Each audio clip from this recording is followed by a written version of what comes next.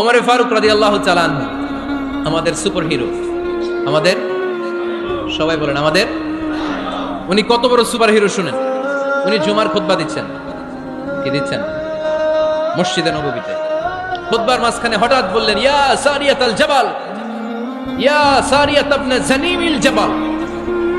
এই কথা বলেই আবার খুতবা দিতে শুরু করলেন। উনার এই ইয়া সারিয়াত ইবনে জানিমিল জাবালের সাথে আগের কথারও কোনো মিল নাই, পরের কথারও কোনো মিল নাই।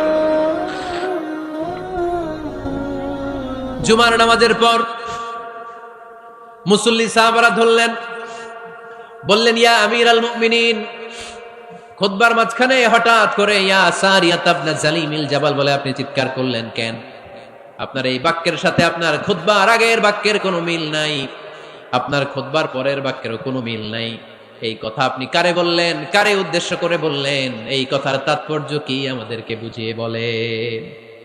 ওমরে ফারুক বললেন, আমি যখন খুতবা দিচ্ছি আমি দেখতে পেলাম ওই যে কয়েক মাস আগে আমি আমার মুসলিম সেনাবাহিনী পারস্যে আক্রমণের জন্য পাঠিয়েছি, বর্তমান ইরানের ওই বিশাল এলাকাতে পারস্যে আমি আমার ব্যাটালিয়ন পাঠিয়েছি।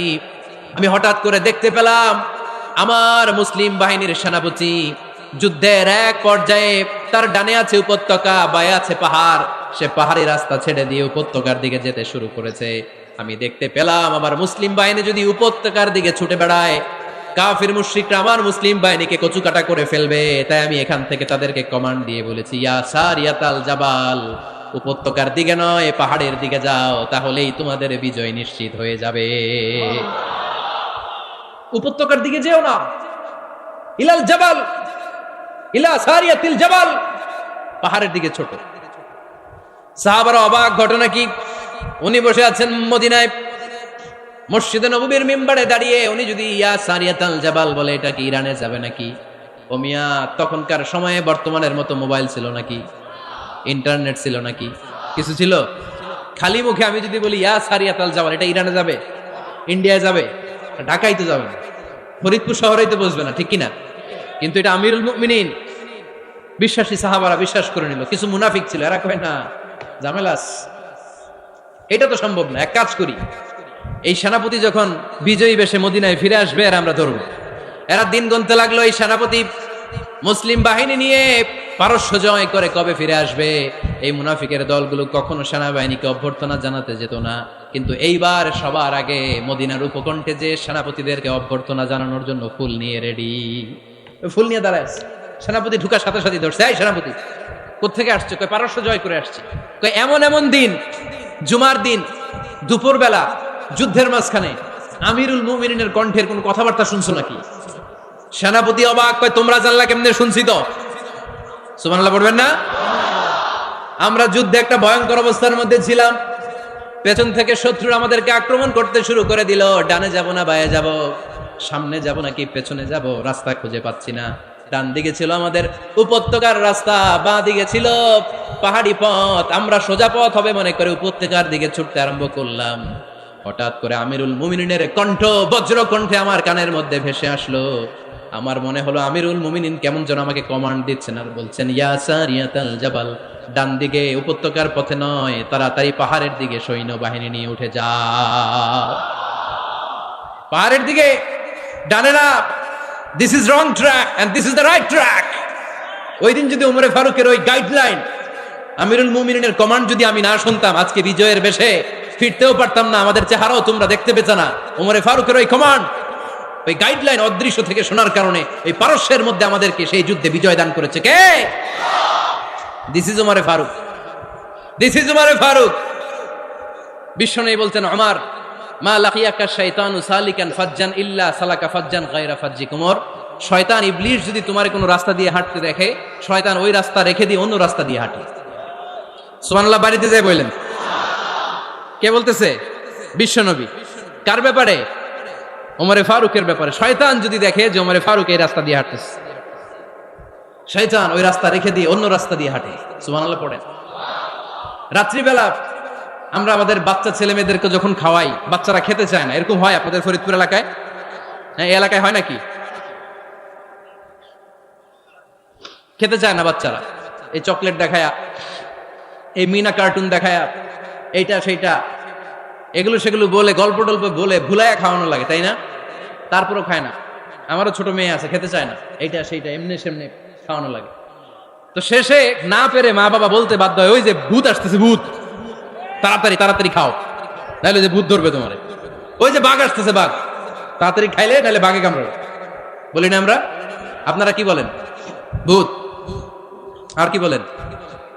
হ্যাঁ হ্যাঁ, আচ্ছা, এক এক জায়গায় এক একটা আমরা বলি, ভূত আসবে, বাঘ খাবে, ভাল্লুক খাবে, তাড়াতাড়ি খাও। মদিনাতে যখন ওমরে ফারুক আমিরুল মুমিনিন, মদিনার মায়েরাও বাচ্চাদেরকে খাওয়াতে পারতো না, ছোট্ট মেয়েদেরকে খাওয়াতে পারতো না, খাওয়া নিয়ে যন্ত্রণা করতো। বাচ্চারা যখন মদিনায় খেতে চাইতো না রাত্রিবেলায়, মদিনার মায়েরা বলতো তাড়াতাড়ি খাও, হা হুয়া ইয়াতি উমর, হা হুয়া ইয়াতি উমর, তাড়াতাড়ি খা, নাইলে ওই যে উমর আসতেছে, Umar. This is our super hero সাইয়েদনা উমর ফারুক রাদিয়াল্লাহু তাআলা। শুধু শয়তানি ভয় পেত না, মুনাফিকরাও ভয় পাইত, জমের মতো ভয়। শুধু তাই না, আমাদের আম্মাজান বিষ্ণু ইসা ইসলামের স্ত্রীরাও ওমর ফারুককে ভয় পেতেন। সুবহানাল্লাহ কইবেন না? মাঝে মাঝে বিষ্ণু ইসা ইসলামের সাথে আম্মাজান আয়েশার ঝগড়া হতো, হতো না? আপনাদের ফ্যামিলিতে ঝগড়া হয়? হয় না? হয় না? কার কার দেখি করে আলো, অনেক আল্লাহর ওলি আছে তো এই জায়গায়। ঝগড়া হয় না? কি কথা কয়, ঝগড়া হয় না বলে? বিশ্বনবীর ফ্যামিলিতে ঝগড়া হয়, আপনার ফ্যামিলিতে হয় না? মিষ্টি ঝগড়া। আর ও বিয়াই করে নাই,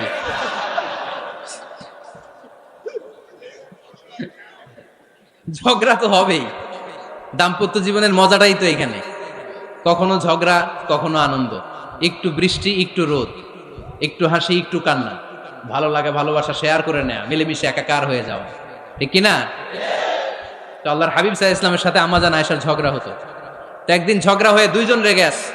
খবরদার দুইজন রেগে থাকবেন না, আবার একজন রাগলে আরেকজন থেমে যাবেন, কারণ এই ছোট্ট ঝগড়া থেকে এটা অনেক সময় বিচ্ছেদের দিকে গড়ায়।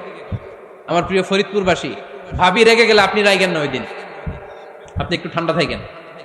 আবার আপনি রেগে গেলে, আমার মাইকের আওয়াজ যদি ভাবিরা শুনেন, আপনারা রেগে যায় না, একটু ঠান্ডা থাকবেন। দুইজনে রেগে গেলে তো তৃতীয় বিশ্বযুদ্ধ শুরু হবে, তাই না? একজন রেগে গেলে আরেকজন ঠান্ডা, কারণ এই সামান্য ঝগড়া থেকে ইগোর কারণে এটা বিচ্ছেদ আর ডিভোর্স পর্যন্ত করায়। আর শয়তান এখানে উস্কানি দেয়, কারণ ইমানদারদের ফ্যামিলি ভাঙতে পারলে শয়তান সবচেয়ে বড় খুশি হয়, আর ইমানদারদের ফ্যামিলি টিকে থাকলে খুশি হয়ে যায় কে? আম্মাজান আয়েশা রাদিয়াল্লাহু তাআলা আনহার সাথে বিষ্ণু ইসা ইসলামের ঝগড়া হতো মাঝে মাঝে। একবার ঝগড়া হলো, বিষ্ণু ইসা ইসলামের রাগ, আম্মাজান আয়েশাও রাগ। বিষ্ণুই বললেন, আয়েশা, ঝগড়া করে আর কতক্ষণ থাকবো, আসো মিটমাট করি। আয়েশা রাদিয়াল্লাহু বললেন, ঠিক আছে, মিটমাট করবো। তো বিষ্ণু ইসা ইসলাম বললেন, মিটমাটের জন্য কারে ডাকবো? ওমরে ডাকি। কয় না, ওমরে না, ওমর গালিজ, ওমর অনেক রাগে, আমার ডর লাগে। কয় তাহলে তোমার আব্বারে ডাকি। কয় ডাকেন। কি খুশি, মেয়েদের মধ্যে অবস্থা আছে না নাই? তাহলে তোমার আব্বারে ডাকি, ডাকেন। ডেকে নিয়ে আসা হলো। আবু বকর রাদিয়াল্লাহু তাআলা আনহু দাঁড়ালেন, আম্মাজান আয়েশা দাঁড়ালেন, বিশ্বনবীও দাঁড়ালেন। বিশ্বনবী বললেন, আয়েশা, তোমার আব্বা আসছে, এবার ঘটনা খুলে বলার পালা, তুমি বলবা নাকি আমি বলবো? আম্মাজান আয়েশা বললেন, আপনি বলেন, তবে ওয়ালা তাকুল ইল্লা হাক্কান, যেটা ঘটছে ওইটাই বললেন, মিথ্যা কথা কইেন না। আবু বকর রাদিয়াল্লাহু তাআলা রেগে মেগে আগুন, কি এই কথা তুমি কেমন করে বলো?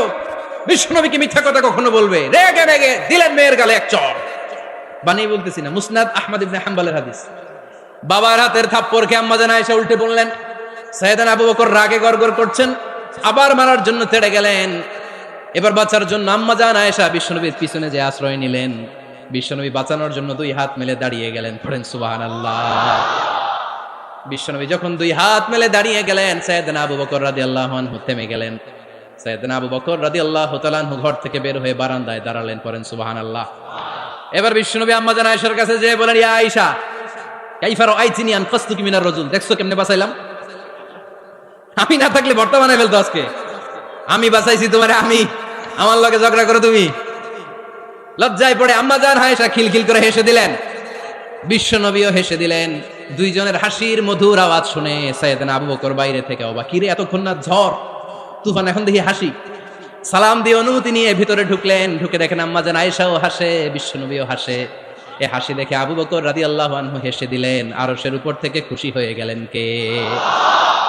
এবার সাইয়েদনা আবু বকর রাদিয়াল্লাহু তাআলা আনহু বললেন, ইয়া রাসূলুল্লাহ আশরিকানি ফি সিলমিকুমা কামা আশরাকতুমানি ফি হারবিকুমা। ও নবী, দুইজন যুদ্ধ লাগলে মীমাংসার জন্য যেমনি আমারে ডাকেন, এরকম হাসি আর আনন্দের মুহূর্তেও আমারে একটু ডাকেন। আশরিকানি ফি সিলমিকুমা কামা আশরাকতুমানি ফি হারবিকুমা। নবী, আপনাদের মধ্যে ঝগড়া লাগলে সন্ধি করার জন্য আমারে যেমনি ডাকেন, আপনাদের হাসি খুশি আনন্দ খুনসুটি এই মজাদার মুহূর্তগুলোতে আমারে বঞ্চিত রাখেন না, আমার একটু ডাকেন। সুবহানাল্লাহ পড়েন। এই মুসনাদে আহমদ ইবনে হাম্বলের হাদিস শোনার উদ্দেশ্য হচ্ছে, বিশ্বনবী প্রথমে ওমর ফারুকের নাম বলেছিলেন। সাইয়েদনা আয়েশা বলেন, না, আমি ডরাই। হাইবাত, দিস ইজ কল্ড হাইবাত ওমর। একবার বিশ্বনবীর সব বিবিরা ধরলেন, ও নবী, আমাদেরকে এটা দেন, ওইটা দেন, ঘরে এটা নাই, ওইটা নাই, ওইটা নাই। বিশ্বনবীকে, আমার কাছে কিচ্ছু নাই, যদি এমনি আমার বউ হয়ে থাকতে চাও থাকো, তাহলে তা না হলে যা লাগবে কিনে দেবো, সাথে সাথে তালাকও দিয়ে দিব। কিছু দিতে পারবো না, আমার নাই তো, সামর্থ্য নাই। কিন্তু বিবিরাও ছাড়া না, এটা দেন, ওইটা দেন। বিশ্বনবী রহমতের নবী, বিবিদেরকে বুঝাতেও পারেন না। বিবিরা আবদার করতেছে, নবী এটা লাগবে, ওইটা লাগবে। ইন দ্য মিন টাইম বিশ্বনবী একজনের সালাম শুনতে পেলেন। কে যেন দরজায় দাঁড়িয়ে বলতেছে, আসসালামু আলাইকুম। বিশ্বনবী দরজার দিকে তাকালেন, তাকিয়ে বললেন, ওয়ালাইকুম আসসালাম। আর বুঝতে পারলেন এটা আমার ওমরের সালাম। সালাম দেওয়ার পরে বিবিদের দিকে তাকায় দেখে একজন বিবিও নাই, সব অন্দর মহলের ভিতরে দৌড়। সুবহানাল্লাহ পড়তে পারলেন না? This is our super hero Omar. এরকম ওমর একটা লাগবে, চিল্লায় বলেন, কয়টা? একটা ওমর গোটা বিশ্বকে সোজা করে দিবে। একটা ওমর সবল আর দুর্বলের সব পার্থক্য দূর করে দিবে। মাজলুমের উপর জালিমের অত্যাচারের অবসান ঘটায় দিবে। গোটা বিশ্বটাকে সাম্য, মৈত্রী, ভালোবাসার ইনসাফ দিয়ে পরিপূর্ণ করে দিবে। সেই ওমরের অপেক্ষায় আমরা। নিজের ছেলেকে 80টা বেত মেরেছেন। কয়টা? 80টা বেত মেরেছে। এই ব্যাপারে অনেকগুলো বর্ণনা পাওয়া যায়। সবচেয়ে সহি বর্ণনা হচ্ছে মুয়াত্তা ইমাম মালিকের বর্ণনা। ওমর ফারুক রাদিয়াল্লাহু তাআলা আনহুর ছেলে আব্দুর রহমান, মারুফুন বিআবি শাহমা, ছিলেন মিশরে। ওখানে নাবিজ খেয়েছিলেন। নাবিজ হচ্ছে আরব দেশের লোকেরা দুধের মধ্যে শক্ত খুরমা রাত্রেবেলা ঢেলে দিত। ঢেলে দিলে সারা রাত ওই খুরমার রসটা দুধের সাথে মিশে দুধটা লাল হয়ে যেত। এটারে সকালবেলা খেত, খুব সুস্বাদু। এটাকে বলে নাবিজ। কিন্তু এটা রাতে ভিজালে সকালেই খাইতে হয়, রেখে দিলে আবার একটু সমস্যা হয়। এটা অনেকটা তারির মতো হয়ে যায়, মাতলামি চলে আসে। তো ওমরে ফারুকের ছেলে নাবিজ খেয়েছেন, মদ খাননি, নাবিজ। কিন্তু নাবিজ খাওয়াতে সাকরান চলে এসেছে। সাকরান চলে আসাতে এটা যখন প্রমাণিত হয়েছে, আমর ইবনে আস রাদিয়াল্লাহু তাআলা আনহু নাকি 80 বেত মেরেছেন মিশরে। কয় বেত? নিয়ম হচ্ছে সবার সামনে, কিন্তু সবার সামনে না মেরে একটু গোপনে মেরেছে। এই তথ্য যখন ওমরে ফারুকের কাছে এসেছে, উনি বললেন, না, মারতে হবে সবার সামনে, আলাদা মাল্লা কেন? ও মদিনায় ফিরে আসলে আমি আবার 80টা মারব। মদিনায় ফিরে আসার পরে সাইয়েদনা ওমরে ফারুক ওই আগের 80টারে আর ধরেন নাই, নিজ হাতে আবার 80টা বেত মেরেছেন। এই বেত মারার 1 মাস পরে এই আবু শাহমা ইন্তেকাল করেছে। অনেক ঐতিহাসিক বলে এই বেতের আঘাতে মরেছে, কেউ কেউ বলেছে নিজের রোগের কারণে মরেছে। কিন্তু দিস ইজ দ্য ইনসাফ সিস্টেম অফ ওমর। নিজের ছেলে বলে ছেড়ে দেয় নাই। এখন নিজের ছেলে হইলে 7 খুন মাফ, নেতার ছেলে হইলে 10 খুন মাফ, এলাকার মোড়লের ছেলে হইলে 10 খুন মাফ। নো পার্সিয়ালিটি ইন ইসলাম। ইসলামে পার্সিয়ালিটি নাই। আপনি নেতার ছেলে হন, আপনি বিজনেস ম্যাগনেটের ছেলে হন, আপনি যেই হন না কেন, ইসলামের দৃষ্টিতে সবাই সমান। চিল্লায় বলেন ঠিক কিনা?